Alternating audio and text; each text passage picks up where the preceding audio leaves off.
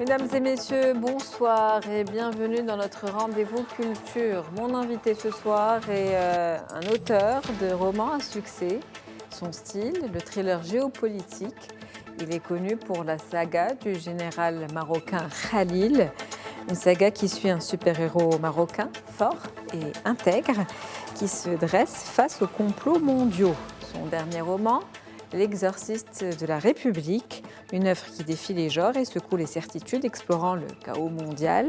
Une trame qui mêle spiritualité et enjeux contemporains. Il utilise la fiction comme un miroir lucide et sans concession de notre époque. Amine Jamni, bonsoir, merci d'être mon invité ce soir. C'est un plaisir de vous recevoir. Bonsoir, merci beaucoup. Ça me fait vraiment plaisir d'être là aussi. Alors, vous êtes auteur d'un certain nombre de romans à succès, dans un style thriller géopolitique, un style qu'on ne retrouve pas souvent chez les écrivains, en tout cas marocains, pas ceux que je lis d'habitude, en tout cas. Qu'est-ce qui, dans l'actualité mondiale, a été le déclic initial qui vous a poussé à écrire notamment cette saga sur le général marocain ? Alors, je veux dire, au démarrage, quand j'ai commencé à écrire, je ne savais pas trop ce qui me portait réellement. Je l'ai compris un peu par la suite, mais je pense que comme dans toute chose, il faut remonter un peu à son enfance. Et moi, dans mon enfance, on habitait en Éthiopie, à Addis Abeba, à l'âge de 8 ans. Et à 8 ans, on découvre le monde avec un prisme d'enfant. Et on était arrivé en pleine révolution rouge. Donc, quand le régime communiste avait repris le pouvoir, ils avaient chassé le Négus, l'empereur Haïlé Sélassié à l'époque. Et nous, on allait, comme des enfants, comme tous les enfants du monde, à l'école tous les matins. Et on se retrouvait à aller sur cette avenue qui s'appelait la Bolero Road à l'époque, qui était parsemée d'arbres fabuleux, jusqu'au jour où on retrouvait dans ces arbres des pendus aux arbres, des centaines de pendus sur tout le long de cette allée. Et dans l'inconscient d'enfants qu'on était, moi et mes sœurs, on essayait de dédramatiser un peu en disant c'est marrant, aujourd'hui il y en a un nouveau, ils sont habillés différemment par rapport à hier, etc. Et inconsciemment, on intègre le fait que dans le monde, il y a le bien et le mal. Et ça nous saute à la gorge et on comprend que le monde des bisounours dans lequel on préserve les enfants, à un moment, on le voit avec une autre réalité. Donc, le bien et le mal, ça a été un peu le substrat de tous mes romans. À côté de cela, il y avait un autre substrat qui était important, et celui-là était très conscient, et je le faisais très consciemment. C'était de me dire, au-delà du bien et du mal, sur lequel il faut comprendre beaucoup de choses, notamment le fait que pourquoi le même individu est capable aussi bien du bien et du mal. Ce n'est pas une question on ne naît pas mauvais, mais on devient mauvais. Et qu'est-ce qui nous rend mauvais ? Avec toute la sociologie des groupes humains, avec tout ce qui conditionne l'être humain, tout ça, c'est quelque chose qui m'a porté à créer des scénarios de complotistes dans des romans et qui essayent de montrer pourquoi des groupes d'individus cherchent absolument à détruire alors qu'il était tellement plus facile de faire le bien. Et l'autre versant, comme je vous disais, c'était d'essayer d'exprimer de la positivité. Moi, je suis quelqu'un qui est fondamentalement convaincu que lorsqu'on est extrêmement positif devant des groupes d'individus et qu'on les baigne dans cette positivité, ils sont capables du meilleur. Ils sont capables d'aller plus loin dans le bien, qu'eux-mêmes sont capables de se développer beaucoup plus rapidement. Et je me disais, quand j'ai commencé à écrire, dans la littérature qu'on avait marocaine, en l'occurrence, il y a eu d'excellents romans, d'excellents ouvrages qui appartenaient à une époque où on faisait un peu du Zola, en décrivant des choses très tristes, où les gens étaient allés de malheur en malheur avec une succession de choses qui leur tombaient sur la tête et qui à la fin donnait envie de se dire mais pourquoi autant de misère?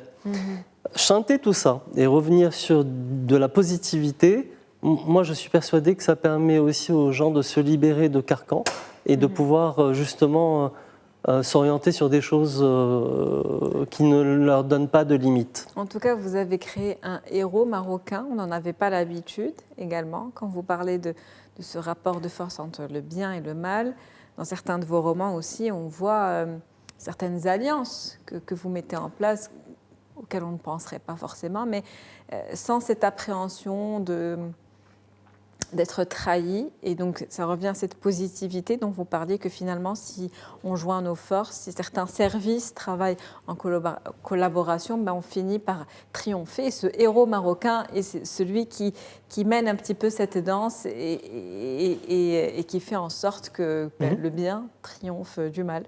Exact. Et dans le premier roman qui s'appelait Conspiration des ombres, c'est là où j'ai généré ce super-héros marocain qui est droit dans ses bottes, qui est général, qui tombe de façon vraiment par hasard sur un complot qui risque de provoquer une panique mondiale et un chaos mondial, et qui prend sur lui, au détriment de beaucoup de choses, pour pouvoir sauver justement d'abord son pays, parce que c'est la fidélité à son pays est ce qui le motive le plus, et ensuite le monde. Vous êtes assez patriotique dans votre écriture, effectivement. Aussi. Je pense qu'on l'est tous un peu. On a quand même une valeur qui nous rassemble tous, et je veux dire, on le voit, et c'est quelque chose qui nous différencie un peu de pas mal de peuples. J'ai eu la chance de vivre aussi bien dans le nord que dans le sud. Et on a une symbiose qui existe, qui est vraiment propre à nous. Je vais propre à nous, et parce qu'on a peut-être des valeurs qu'on partage encore, quand dans d'autres cultures, les valeurs s'atrophient et peut-être se normalisent. Les nôtres sont encore très vives et elles sont très spécifiques. Justement, comment conciliez-vous entre ce besoin de rigueur factuelle avec justement le monde dans lequel on vit, ce qui s'y passe, les rapports de force en termes de géopolitique qui existent entre certains pays, avec la liberté nécessaire à une fiction? Alors, je me documente énormément. Je me documente, avant de parler d'un sujet, j'essaye de comprendre. La compréhension, ça remonte à justement cette enfance dont je vous parlais quand j'avais 8 ans, où je me disais, mais je ne comprends pas pourquoi l'humain fait ça. Et systématiquement aujourd'hui, j'ai besoin de comprendre le soubassement de toute action négative ou de toute action qui peut générer le chaos, et me documenter, de comprendre le pourquoi, quel est l'intérêt, qui peut être derrière, à qui profite le crime finalement, comme dans tous les polars. Et une fois qu'on a mis la main dessus et on essaye de comprendre le déclenchement, la scénarisation, on arrive à essayer de pondre quelque chose qui a un substrat réel sur la réalité qui nous entoure, mais on se garde cette partie de fiction qui permet aussi au lecteur d'avoir du plaisir à lire aussi quelque chose qui n'est pas purement factuel. Et quelles sont les difficultés spécifiques d'être un auteur de ce genre aujourd'hui dans la scène littéraire marocaine? Alors, je pense effectivement, aujourd'hui, on a beaucoup d'auteurs marocains qui sont sur les rangs, qui sont en train de pondre des romans dans tous les styles. Ensuite, le levier et puis les canaux de distribution qui sont les éditeurs et tout le marketing qui s'ensuit vont devoir un peu plus se muscler pour pouvoir les accompagner. Mais je pense que des auteurs de polar et de fiction et de romans d'espionnage, j'imagine qu'il y en a de plus en plus. Absolument. En tout cas, si vous deviez définir en une phrase l'ADN un petit peu de votre genre, ça serait quoi? C'est vraiment du roman d'espionnage, avec cette marocanité spécifique qu'on cultive, parce que pour une fois, le héros n'est pas ni européen ni américain, mais il est bien marocain. avec justement un brin d'humour.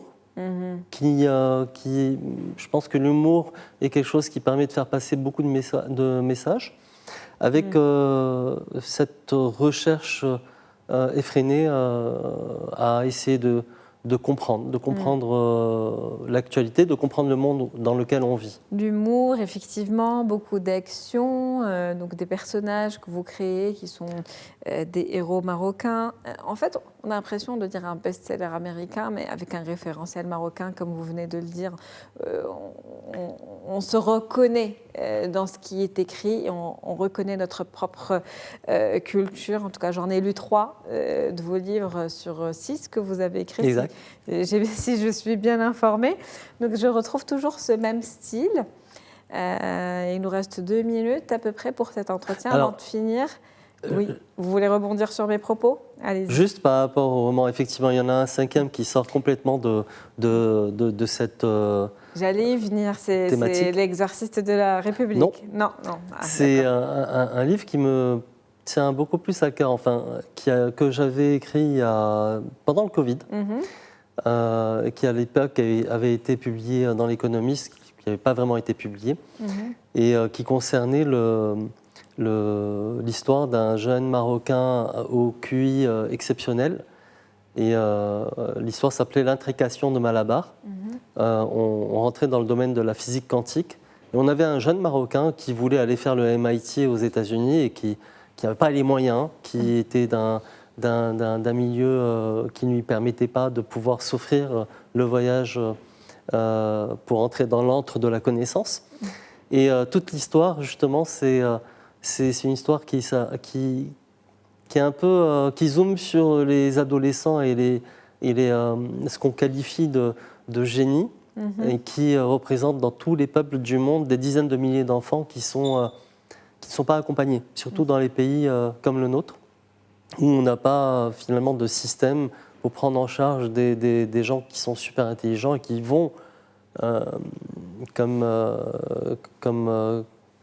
dans d'autres pays, qui sont un peu la source de notre pari sur l'avenir, sur toutes les possibilités de développement qui vont chanter le développement auquel on peut attendre un pays. On a des gens qui sont hors normes et qui vont pouvoir nous faire gagner des dizaines d'années sur tous les registres, dans la recherche et le développement, dans la production, dans les valeurs. Et ces jeunes, aujourd'hui, on a créé un système scolaire pour les gens normaux, mais on n'a pas encore de système scolaire pour ces gens-là qui sont complètement atypiques. On appelle donc à l'investissement dans la jeunesse, à la mise en place d'infrastructures adéquates pour pouvoir justement aider ces jeunes talents à se développer davantage et puis à créer de la richesse. Et ces jeunes qui sont eux-mêmes une richesse pour notre pays. Mais avant de finir, on va tout de même parler de votre dernier roman, L'exorciste de la République, en un mot, très rapidement, parce que c'est le dernier, pour donner quand même une idée aux téléspectateurs de ce que c'est. Et puis. Alors, le roman, de façon très simple, concerne un homme, Monsieur Tout-le-Monde, quelqu'un de très simple, et qui se rend compte qu'il a un don, c'est celui d'éloigner les démons qui peuvent habiter les gens et qui peuvent leur faire des choses horribles. Et une organisation secrète veut le prendre et l'injecter dans le cœur de la politique mondiale, avec l'idée justement d'aseptiser la politique mondiale et de rendre le monde finalement meilleur, tout simplement. De purifier un petit peu le monde dans lequel on vit. Merci à vous, Amine Jamaï. C'était un plaisir de vous avoir comme invité ce soir. Je vous remercie, c'est toujours un plaisir d'être chez vous. Un plaisir partagé. Fin d'Invité Culture pour ce soir. Très bonne soirée.